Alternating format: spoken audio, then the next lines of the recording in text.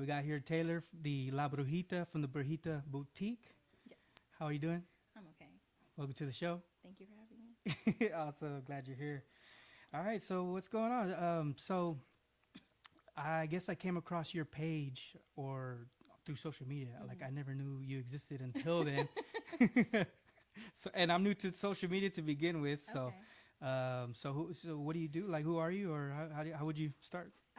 So my name is Taylor, but you can call me Brujita. I really answer to both. I am a card reader, but I do a lot of things. I own Brujita Boutique here in Corpus Christi on Morgan Avenue, Morgan and Staples. And I sell metaphysical supplies. So I make products, I make manifestation candles and soaps and all kinds of things. I do aura photography. Like I said, I do card readings, and I also do tea leaf readings, which are really fun. But yeah, really, I just let people know, like, you can check out my website, brujitaboutique.com, and it just kind of explains a little bit of everything of what I do. That's cool. Wow. So I gotta admit, when I first saw your page, I was like, "What is this? This just seems kind of weird." You know what I mean? Like people get taken aback when they first see it, especially me. Sure. So how do you respond to that, or like what are your thoughts on that? Oh, I just agree. Like, yeah, it's weird. Okay. People are like, "That's weird." I'm like, "It is." Yeah, but that's kind of the point, though. It's out of the norm. Yeah. Right. And I guess in some ways I do use like the shock value as well. Just kind of like, whoa, what's that? And it makes people want to ask more questions. Wow. Okay. So how did you come on to this? Like, why did you decide to do this? Because were you doing something before? So I was actually working for a retirement firm. I was studying to be a financial advisor. Oh wow. Yeah, it's such a big switch. Yeah. And then I decided I hate that. It's really boring. Yeah. And I don't like it. I went back to school. I got a degree in biotechnology, which is so random. Anywho, then the pandemic happened, and I was already doing this like as a side hustle. But then I just did it I mean, what else was I going to do? I started doing it full time, and it took off. Wow. And it's been my main source of income since, which is a blessing, a freaking blessing. But I have been a practitioner since I was 14, so I've been a practitioner for 16 years now. Woo-woo. Wow. But I started my business in officially 2019, but the end of 2019. Yeah, that's cool. Wow. So you say you're a practitioner. So there's no like degrees for what you do, right? So how? I mean, yes and no. Okay. They do have like certifications, but they don't really mean anything. Like you can pay for a class and be like certified. Like I'm technically certified in Gurundarismo. Okay. But like that doesn't mean anything. What matters is like the experience and the level of care that you're able to provide, and that just comes from working in the community. Wow, that's very interesting. So you're caring for people. Is that how you would describe it? I mean, so being a card reader, a lot of people come to find answers to questions. You know, does he like me back? Is he cheating on me or her? Can I do a love spell? And, you know, sometimes the things that people come for is not the things that they need. And so my, I guess, way of doing things is I give people what they need. Now, if they take it, that's up to them. But majority of what I have seen in this field is giving people what they want. And I guess that would be like my personal, and that's just a personal thing. I don't know like everybody out there, obviously. Personal thing, like okay, yeah. I guess a personal choice that I make to give people what they need as opposed to what they want. Okay, yeah, I got you. And it's almost like it's counseling, like, and yeah, and it seems like you care for that person too, like, because this is the actual root of the problem. Yes, exactly. So my goal is to get to my goal is always, I can give you short-term results, but I want long-term results. And a lot of people don't think that way because it's job security. You know, if you keep it's like a car mechanic. If you keep somebody coming back with a little problem here and there, you're always making money. Right. But that's just not, that's how I try not to operate. Like, obviously I can't make everybody happy. Yeah, I got you. So your client, you call them clients, right? So when I heard you say that on the Team Triple Horn podcast. Oh yeah. Shout out. They're so cool. Yeah, shout out.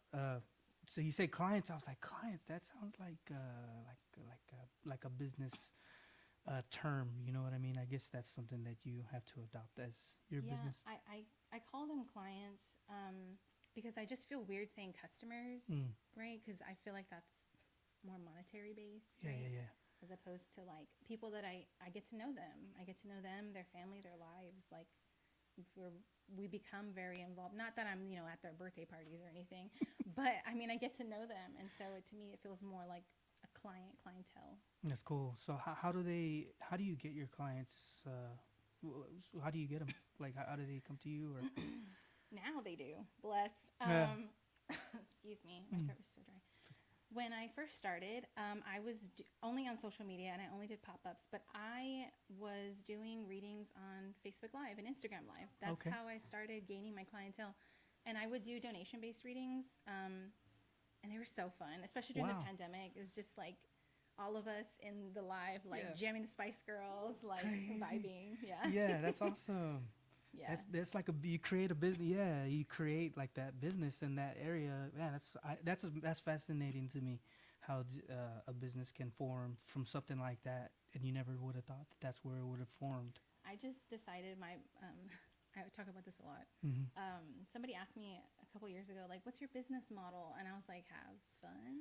Like, I think but honestly, that's all I've been doing. And so far it's been working. So. Yeah, business model. You ask everybody that has, almost everybody that I talk to that has a business, they're like, I'm just figuring it out on the fly. Mm-hmm. You know what I mean? Is that how, that's basically That's how, pretty common, especially Okay. in small business. Yeah. As you get to more higher, like, complex businesses, you start to have a business model. I mean, honestly, most of the bigger businesses do.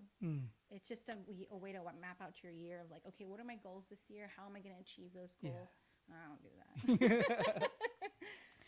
So you were with the retirement firm, like, are you planning for your retirement, or how do you look at that? Okay. I'm always planning for my retirement, and actually, it's funny because I have referred people to my former employer for their retirement. Because a lot of people do stress about that. Like, Really? Yeah. I mean, we live in such uncertain times. We don't even know if we're going to have Social Security by the time, we get up to that age.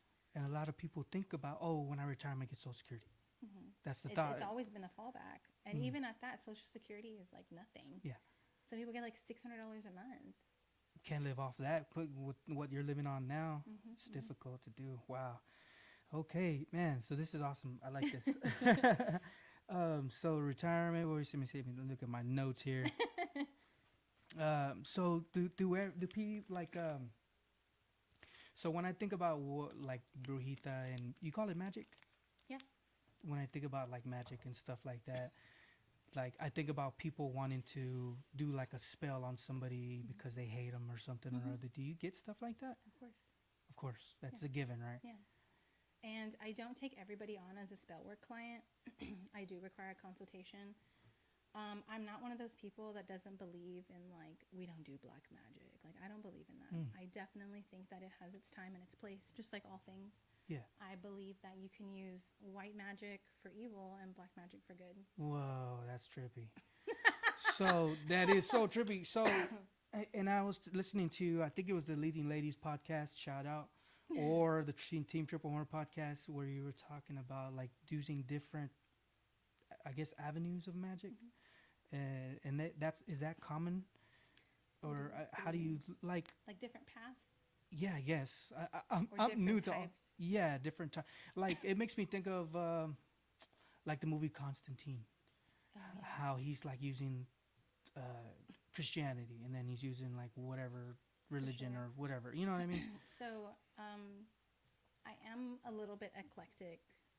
My main focus now is folk magic, so definitely getting back to like my own personal roots of like Mexican folk magic. Right. But as far as I believe that magic is layers, and it works the best in layers. Like, think about home security, right? You don't just lock your front door and be like, okay, I'm good.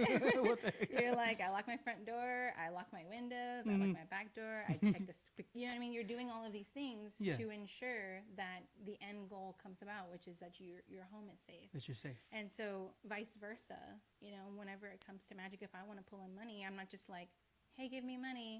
I'm like, no, I'm going to work. You gotta work. Doing, you know what I mean? I'm doing all these things, and I'm consistent, right? And so that's just my my belief in magic, that magic is all about layers. Okay. And I like to layer things, which to some people is not, it's more work, but I find that it's more effective. So Wow.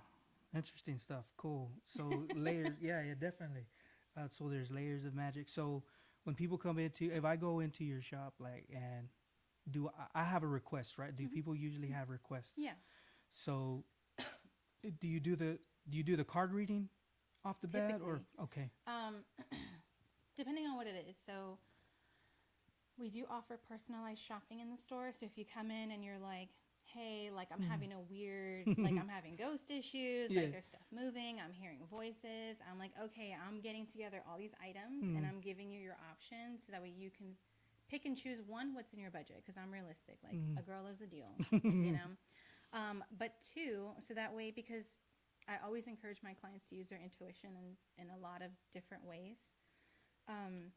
So I'm like, what do you feel drawn to? Like, what makes you feel good whenever you're touching it and you're looking at it? Like, Okay.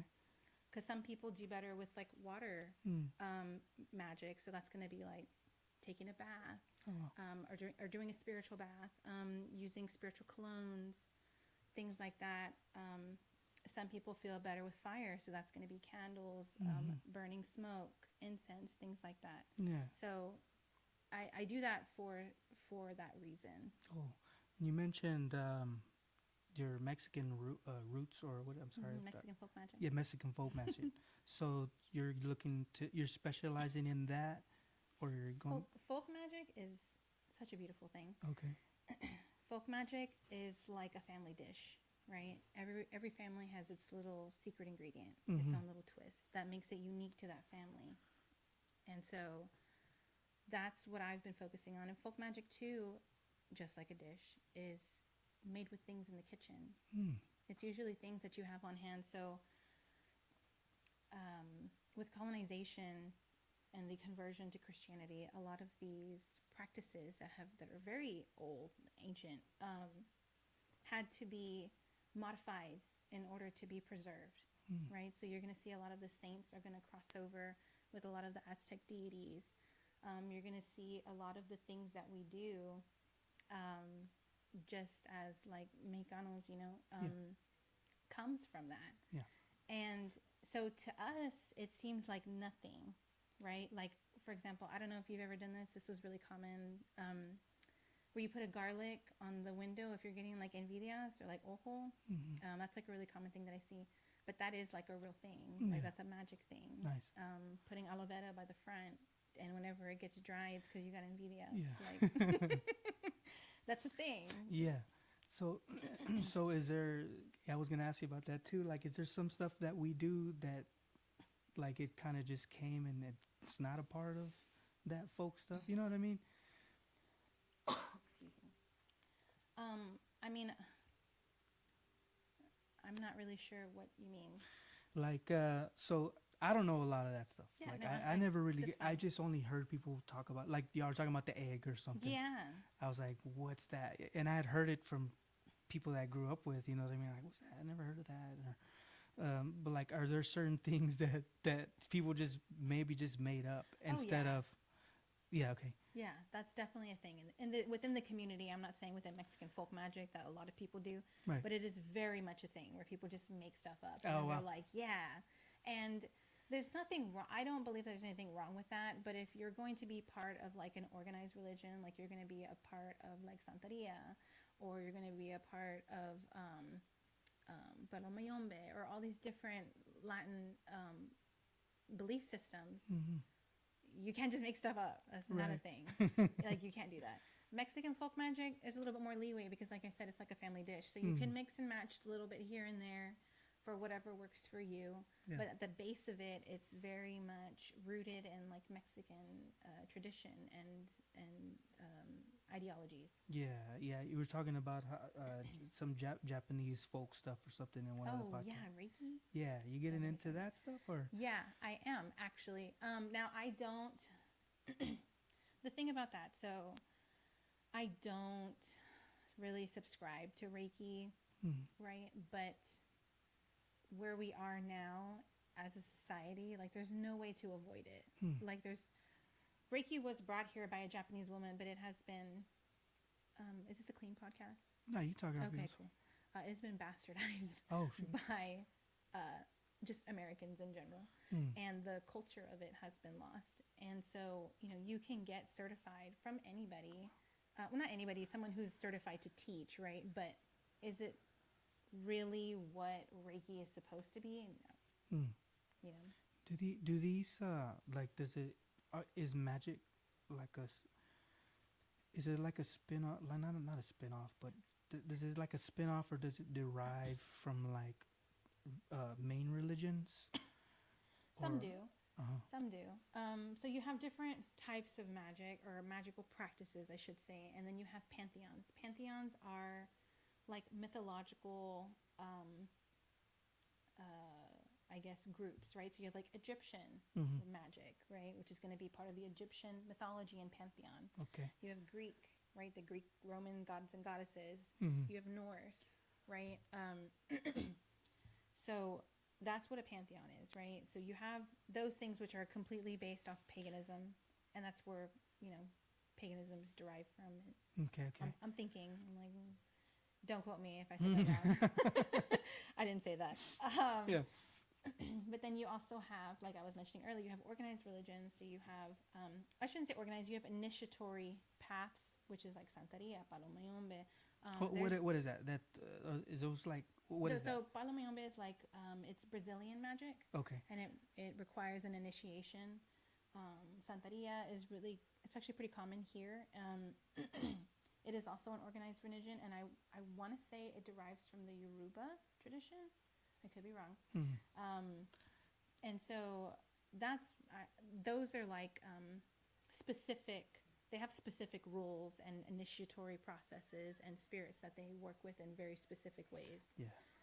They do incorporate Christianity, but again, that's because of colonization. Okay. So you're going to see some deities or spirits, right, that have been correlated with certain saints. Like Santa Muerta is a really good one.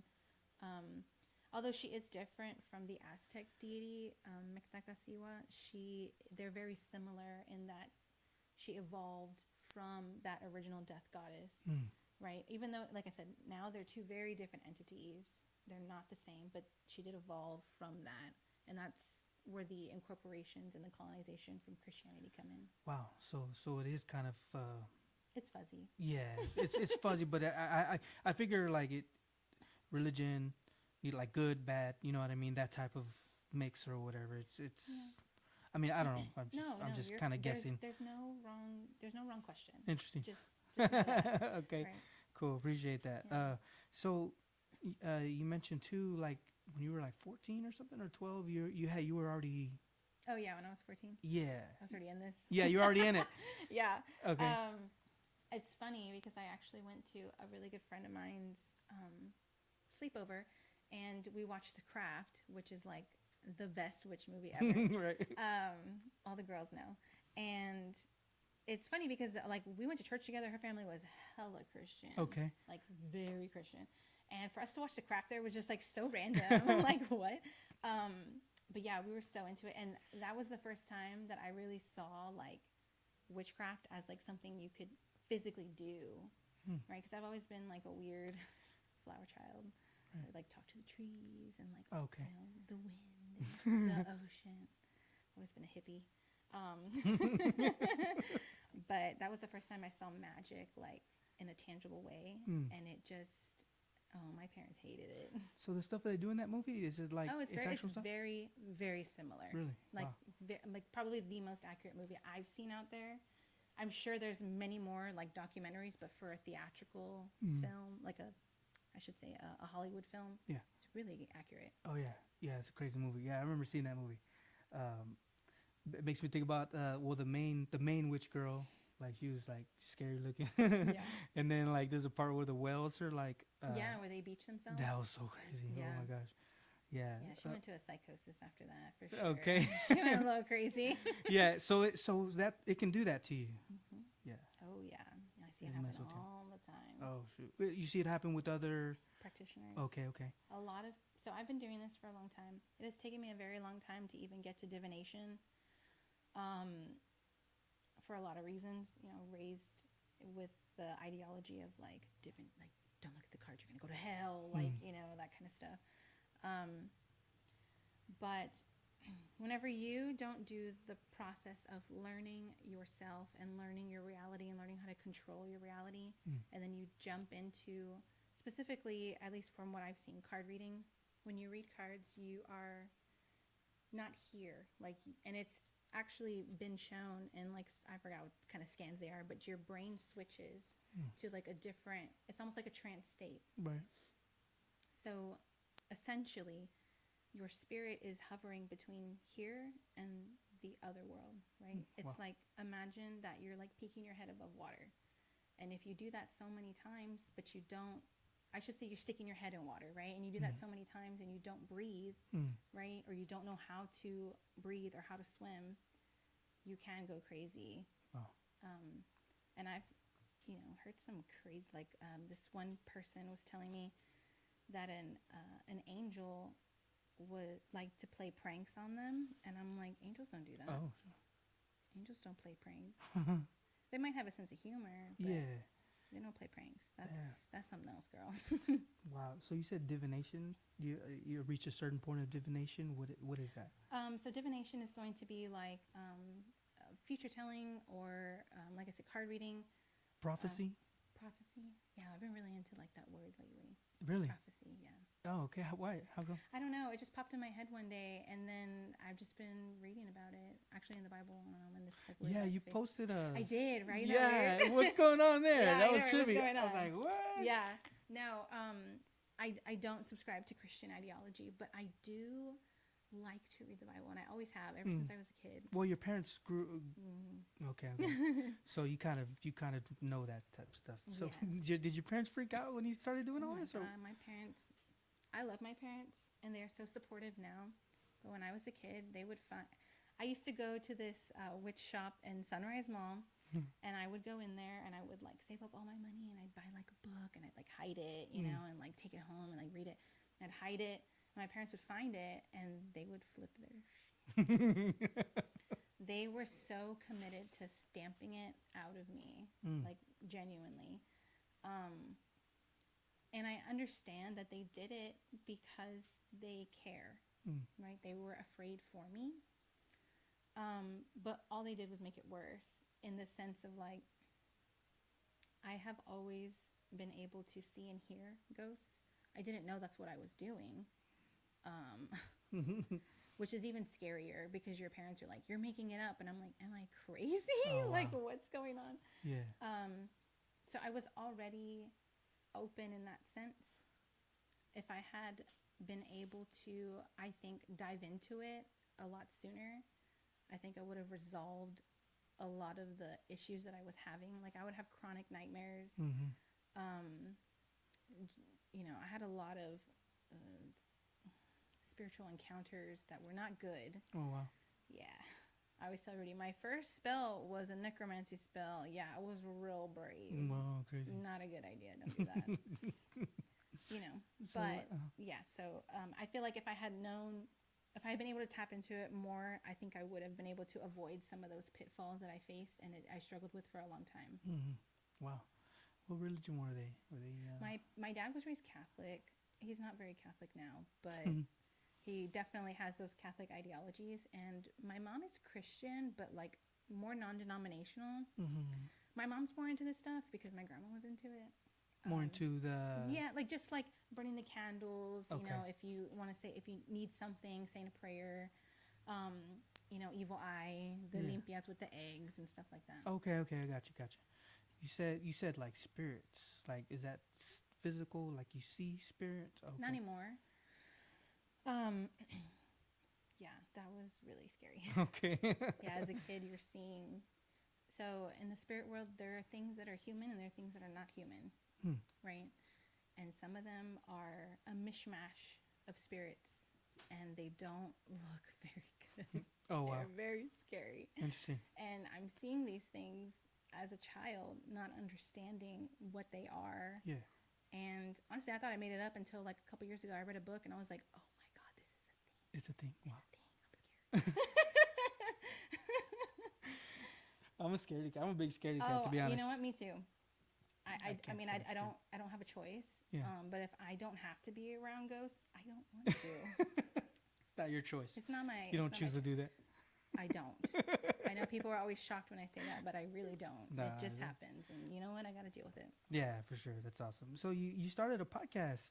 I just found it today. I didn't know you had it. Yes, it's a small little thing. It's just really just like for fun, for me to get to talk to people. Yeah.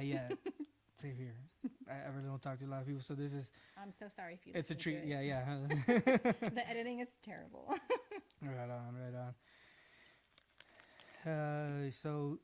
So you mentioned. Let's see. So you have. No, I don't want to go there. So how do most people like approach you? Scared. I know that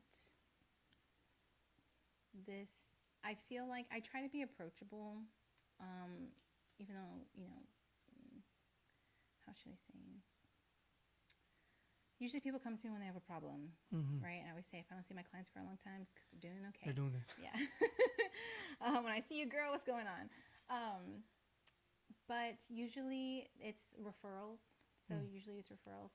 Sometimes people will find me on Google. That's like a really big one. A lot of times though, they will just find me when they need me. Is there some? And somebody else asked you this too. Is there some similarities between the clients that you have? Yeah, that one took me a long time to figure out an answer. Somebody asked me that because of marketing. They were like, "What's the common theme of your client?" And I'm like, I don't know. Because like I said in the other podcast, I have clients that have like money. And then I have some clients that are literally homeless. Oh, wow. And because where we're at, I mean, it's a good area. But we do have a lot of people that walk by that, are not doing so well. And the one thing that they have in common is like they're all seeking some kind of fulfillment. And usually people find that in religion. But now what I'm seeing is like people are trying to go to religion and they're just met with judgment. Oh, yeah. And harshness. And, me personally, I'm nobody to judge nobody. I can't judge nobody for nothing. Yeah. And I know that's not everybody in every religion, but I feel like that's the draw. When you see someone who is enjoying their life, you wonder, what are they doing that I'm not? Interesting. So you say that, like, I like that you mentioned that they go to the church and they're met with judgment. Like, I felt that too, because I used to go to church a lot. I read the Bible. The church and that whole culture is just ain't for me. Because of, I think... it's a mask. I think because of that. It's a mask. What do you mean? It's a mask that people put on to be perceived as good. Right? Oh, I'm a Christian. I would never. They're the ones that stab you in the back first. What the hell? Yes, they're the ones that mess you over first and the hardest. Yeah, exactly. Yeah. And again, not everybody. I have met some genuine, amazing people who subscribe to Christianity, and I love them for that. I don't care what you believe in. Just like, don't be an asshole. Yeah, don't force it on me either. Yeah, like, and I don't even care. People try to preach to me all the time. Oh yeah. This one, I remember I went to a Salsa Fest a couple years ago, and this older gentleman, he was like, "Have you ever read some scripture or whatever?" And then I was like, "Well, have you ever read this scripture where like you don't cast a stone when there's a freaking stick in your own eye?" Yeah, that's what I thought. Yeah. Worry about yourself, okay? Yeah, I saw a post on your TikTok where this lady was criticizing you about your marriage, and her marriage is a certain way, and you're like, "Don't worry about my house. Yeah. Don't worry about it. Worry about you. Worry about yourself." I'm really big on that. Worry about you. Okay? Like, I don't care what you do. Just like, don't bother me. Yeah. How do you feel about that lady that couldn't pronounce your name, so she kept calling you burrito? Oh my gosh. That is a really common thing. Really? I always get Brujita or I get burrito. And I'm like, you're just thinking of any word in Spanish. With a B? With any word, because margarita, okay? And then burrito. Like that, like, you're not even trying. And then I will try to like correct them nicely. I'm not mean about it. I'm just like, oh, it's actually Brujita. And they're like, yeah, burrito. Burrito. That's what I said. Yeah. I'm like, you're not even trying. Yeah. So how do you feel about Bill Miller's having a croc charm? Dude, okay. So I actually, just a shameless plug, I actually make my own croc charms because I love Crocs. I don't care what anybody says. I will die on that hill. And I used to be a Croc hater. Yeah. Oh, man, but, you know, got all these back problems. They're now, comfortable. I love Crocs. Crocs are a real one. They give me all the support I need. Yeah. So I started making my own Croc charms because I went to Bill Miller's with my sister. And my sister was like, oh, my gosh, they have their own Croc charms. And I'm like, why the fuck don't I have Croc charms? Like, if Bill Miller's has Croc charms, why don't I have Croc charms? And why am I not wearing my own Croc charms? Like, what the heck? So, yeah, no, I make Croc charms, and they're really cute. Mm-hmm. I have one that is, like, it's a picture of me that has been made into, like, a little doll, and it's cute. I mean, it doesn't look like me, but I know it's me. Right. And then I have another one that says Brujito, which is really cute because men need something too. And I have just like crystal Croc charms. Those are my favorite. Nice. So you make your own stuff. I like that. That's cool. I make a lot of my own stuff. Almost awesome. everything that I can. I make my own candles, my own bath salts, my own soaps, my own sprays, my own stickers, my own shirts, my own Croc charms. I also make all my own packaging. Yeah. Make all my own labels. That's cool. It is time consuming, but I have a system down now to where it's like pretty solid. That's cool. So how's that side of your business working for you? Like I guess the selling merch and stuff like that. Oh yeah, no. People were like asking me for it. They were like, "Do you have merch?" And I'm like, "I can." I think my favorite thing that I made a shirt and it says Brujita cult member. So I made a joke. I was like, oh yeah, one of my goals this year is to start a cult. And someone was like, will there be shirts? And so I made a little mock-up or whatever. And I'm like, yeah, they're going to look like this. And they're like, where do I buy? And so I made a link and I posted it and it was just like, whatever. And people were buying it. And Wow, I was like, oh that's shit. awesome. I can actually make these now. That's cool. It was fun. So, Yeah. And I have a jacket that says Brujita cult leader. Oh, nice, nice. Is it spray painted like you like to do? No, Okay. it's vinyl. I'm very professional. Okay. I do love a spray paint design. Yeah. I'm a sucker for that. Yeah, I heard that. That's awesome. How do you feel about people ripping off your ideas when it comes to like maybe doing another show or stuff like that? Because I think that everybody should try something and figure out what works for them. I think that it is important to build on other people's ideas, and everything has its own twist. So it's been interesting. Yeah. For sure. But everything in this, nothing is new. Nothing under the sun is new. Everything is a recycled idea. How do you find yourself dealing with those type of people? I don't. You don't? I don't. I just mind my business. I worry about me. Yeah. You got to, man. You can't get engulfed in it. I don't. Yeah, I have enough stuff going on. I don't got to worry about everybody else. Oh, yeah, for Policing real. everybody else. Yeah, you got your own You business. know what? You do you. I'm going to do something different now. Yeah. I'm going to do something real different. But, yeah. How does your so you have 3 little monsters? How do they feel about you, what you do, or do they know, or how does that happen? So recently they've become really interested. They're seeing me at my altar and they're like, what is she doing? Explaining to my kids that there are spirits that love them and that care about them and keep them safe and look out for them, and that it's important that we give them energy to do that, you know, at the altar. The importance of being respectful at the altar. The other day I was doing something at the altar and my son was like, you know, I already told him when I'm there, like, you gotta wait. You know, unless you're dying, you gotta wait, okay? And so my son was like running towards me and I just put my hand up. I was like, remember, we gotta wait. And like, he just like slipped or whatever because he was wearing socks. And I was like, see, that's what happens. You know, it wasn't anything to do with that, but, you know, it was just funny. But my oldest son, you know, his dad has his own opinions about what I do. I'm sure. So I've heard. Yeah. And so he worries about me. You know, he's like, Mom, like, do you believe in heaven? Like, do you believe in hell? And having to explain that to, you know, my now 9-year-old is like, it's a lot. But he's very interested in like what I'm doing. And so like I explained to him what we put on the altar, why we put it up there, what prayers we do.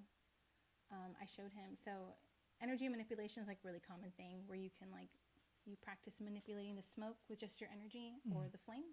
So you can make it grow or get smaller. Oh, wow. And so I was showing him and he was like, oh my God, you're like for real a witch. I'm like, yeah, for real, dude. Like, So you have you have an altar and you're saying altar and you're saying prayers. Like, what is that? Like, so when I think of prayers, I'm thinking you're praying to God or you're praying to your God or whatever. I'm praying to them, for their spiritual elevation. When people die, their personalities don't change, right? Like they're still buttholes if they were buttholes in real life. And if they were kind in real life, they're still kind. You know, if they were mean, they're still mean. But whenever you pray for them, for their elevation, you, like, let's say you have a really racist uncle that died and is just like hanging around, and you can pray for that particular soul to reach a level of enlightenment where they become more accepting. And in doing that, you actually help your own bloodline. All of that work for that, all that elevation for the spirit that is no longer here, it trickles down energetically. No. You know, like, this is actually science, okay? I know, I'm a biotechnologist. Nice. No, but your trauma alters your DNA, and it's passed down through generations, right? And so you're still carrying and working through the trauma that your grandmother went through, Oh, wow. that your grandfather went through, you know, that your parents went through. And so in offering elevation to those spirits, you're in turn elevating yourself, right? You're changing your own DNA, you're healing yourself in a semblance of a way, subconsciously and consciously. But yeah, it is so important. I feel like, especially in Mexican folk magic, ancestral veneration is very, very, very important. Oh, wow. I mean, we have Dia de los Muertos, you know? I said that so weird. Dia So- de los Muertos. So do you celebrate that? Yeah. Oh, yeah. But I say, like, my altar is like a Dia de los Muertos, but, like, all year round. And Dia de los Muertos altar, or ofrenda, is, like extra. Yeah, Like, yeah. we're going extra. Right, got you. You celebrate it, well, not celebrate, but do it Yeah. every year, all year round. That's cool. Yeah. So I didn't know that you put on your own show every year. That's cool. I do, yeah. That's amazing. The first creep show I did, the Corpus Creep show, it was circus sideshow themed, or like freak show themed. And I was going through like a really hard time at that time. Wow. And so I wanted to run away and join the circus. And I said, fuck it, bring the circus to me. Yeah. We'll make it happen. Yeah, and I had so much fun doing it. Like, it was so fun to just be so creative and do something that I've always wanted to see in Corpus. Like, growing up, I never saw anything like cool. Yeah. You know, like different. You know, it was always just like, you know, music, you know, or like the same old music. Yeah, but to put on the show like on your own, like to actually put it together, that's a It is lot. so fun. Now, at the time, you know, it was a little stressful. Yeah. But this year's going to be my 4th year. I'm so excited. So the fun part is seeing it actually happen, or The fun part for me is all of the stuff before. Like, I get to come up with the concept. I get to pick, like, you know, how I want the promo video to go. I get to pick how the photography goes. nice. You know, I get to design the flyer. Like, all that stuff is so fun for me. Cool. Yeah, and then, you know, coming up, like, I've done this new thing where I do, like, Pinterest boards on, like, 'cause sometimes people don't know how to dress for the event. So I'm like, here's, like, a lookbook. Like, if you don't know what to wear, like, kind of try to do this. Cool. You know, it's fun. So is there more people every year, or? Oh, yeah. Yeah, that's good. Yeah. Yeah. It's definitely, it's so much fun. Like, you know, I don't always get a lot out of it, like, as far as, like, monetary wise, or even like marketing. Like, I don't really, you know, Yeah. not too much, but I don't really care. I'm now at the point to where I can hire people for the day of, and I can enjoy my own party, Nice. which is awesome. So are you mid-viral at that point? Mid-viral. What does Because that mean? you had a Oh my gosh, yes. You had a I remember post. that. Yeah. Oh my gosh. Yeah. I don't know if I could handle being, and I said that, I don't know if I could ever handle being, like, whenever you're on social media, your goal, right, typically is like, I want to go viral. So that way I can have a ton of orders and, like, be, like, you know, making money.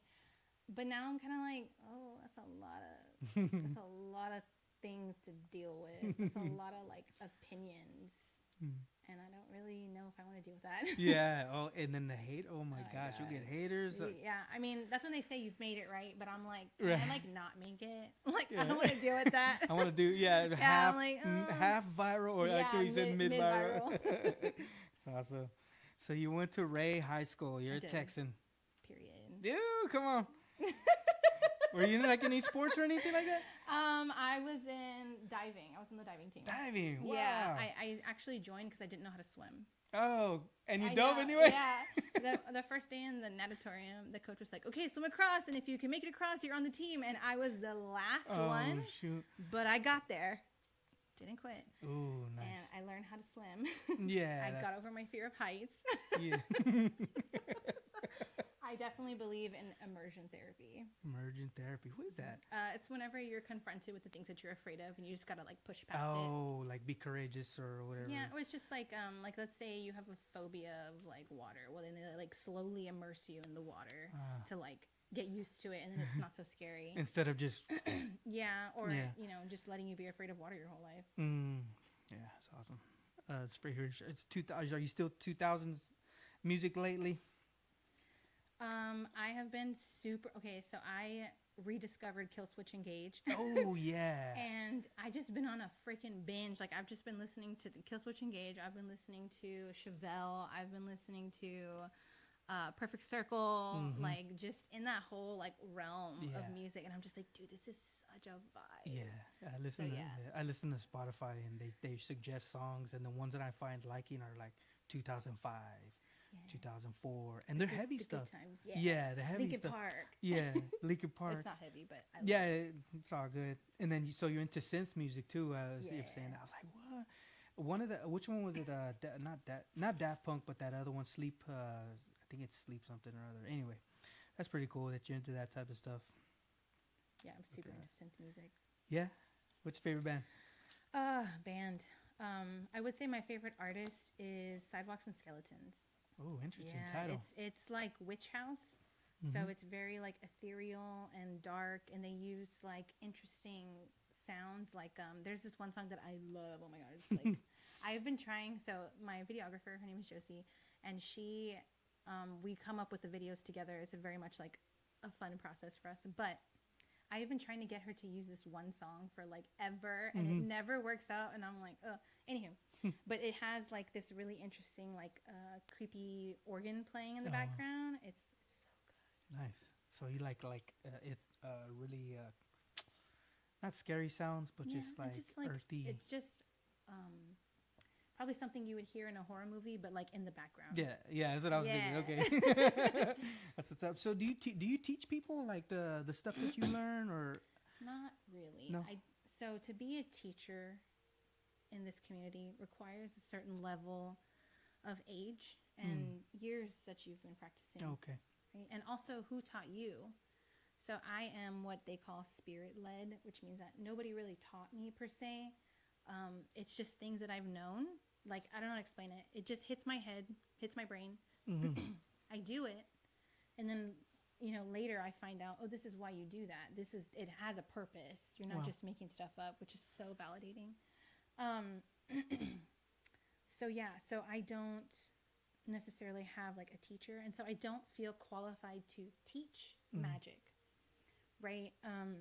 You know, I can put things together and give you directions, but as far as sitting there and like teaching, I don't feel like I'm qualified enough to do that. So what I teach instead is energy work. So like my last course or little workshop that I did was about activating your dark feminine, right? Which is learning how to be the opposite of what society says a woman should be, which is selfish and having hard boundaries and not overgiving, you know? And it was so good. Oh my God, it was so good. It's funny you mentioned that about the woman. Are your clients mostly women or men, or is it both from both sides of the spectrum? You know, it's funny. I actually get more men coming in for love spells than women. No way. I crazy. swear to you. These men are like, I need her to be obsessed with me. That's funny. And I'm like, no, you don't. You're just working your trauma out through your relationship. Maybe you should get the certified counselor on the side of your name or something. It's in the back of my brain. That was actually my original really? college major. It was counseling psychology. Wow. And so why did you choose biomed? Because I looked up the top 5 industries that are going to take off in the next 10 years that have 9 to 5 hours. Oh, wow. Which is laboratory work. Nice. Yeah, definitely. Yeah, when I was looking through the newspaper for jobs, driver. That's why I started driving. Yeah, I mean, you got to go where the money is. Go where the money is. And I was pretty good at it. I mean, flex.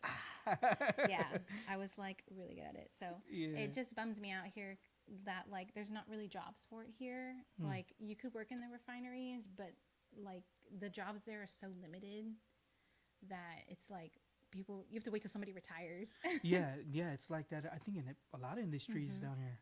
Yeah.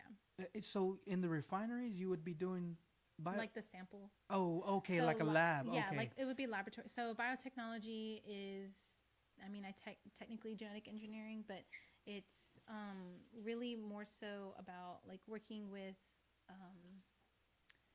like, how should I say, microorganisms. Okay. So like, for example, if you're looking for a contaminant in the water, like in the water supply or something like that, that's alive.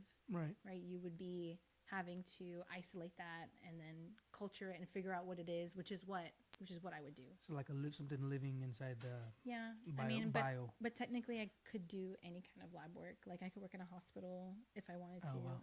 I mean, if I got the job, you know. Yeah. So like you said, it's hard to get that type of. Yeah. I know people say this a lot, but it is very true. It's who you know. Yeah. Because I have tried to get into these industries, and it's just like. What do they say? Like, no. Sometimes I get a call back, first interview, and then it's like, okay, we hired internally, or we went to another choice, and I'm like, cool.